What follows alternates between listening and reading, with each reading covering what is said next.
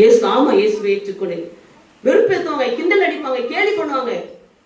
இந்த காதல வாங்கி இந்த காதல விட்டுட்டு போயிட்டே இருக்கணும். அந்த இடத்தை யாரை மகிமைப்படுத்துகிறாய்? அல்லேலூயா.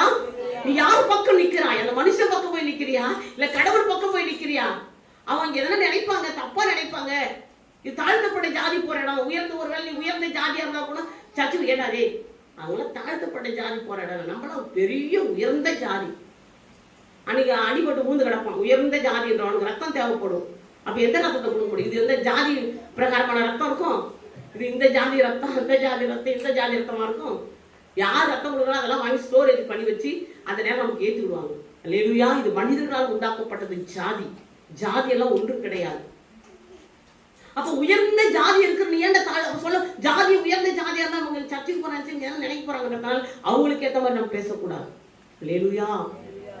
நம்ம தனிப்பட்ட விதத்துல நமக்கு ஒரு ஆபத்து விபத்து வரும்போது ஸ்டாப்பா நிக்கணும். நான் கர்த்தருடைய பிள்ளை, இயேசுவை நான் ஏற்றுக்கொண்டேன், நான் சர்ச்சுக்கு போறேன், நான் கர்த்தரை ஆராதிக்கிறேன், அது எனக்கு எந்த பிரச்சனையும் இல்லை, அவர்தான் மெய்யான தேவன் என்றதை மகிமைப்படுத்த வேண்டும். அவங்க எல்லாம் உன்னை சேர்ந்து ஒரு பொம்மை வேடிக்கை பொம்மை மாதிரி பார்ப்பாங்க. ஆனா நீ பயப்படக்கூடாது. அல்லேலூயா. கீழ்த்தரமா கிண்டல் அடி பார்ப்பாங்க, கேவலமா பேசுவாங்க. நீ பயப்படக்கூடாது. ஸ்ட்ராங், நான் ஜீவனுள்ள தேவனுடைய குமாரத்தி என்று சொல்லும் போது நம்ம அவங்களுக்கு ஏற்ற மாதிரி நடிச்சு ஆமா ஆமா அப்படி கூத்தாடக்கூடாது.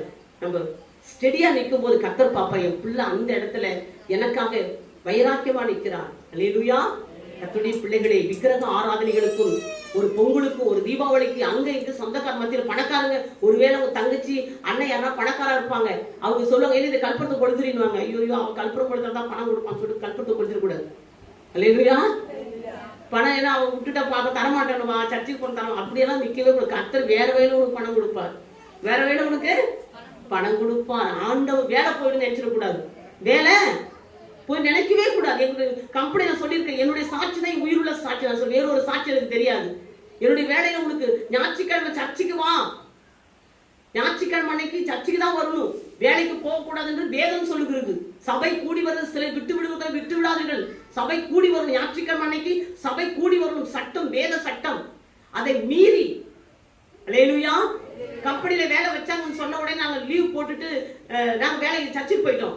எனக்கு வேலைக்கு போகல, அதனால என்ன வேலையை விட்டு தூக்கிட்டாங்க. நான் அதை குறித்து கவலைப்படவே இல்லை. அதை குறித்து அவர் சொல்ற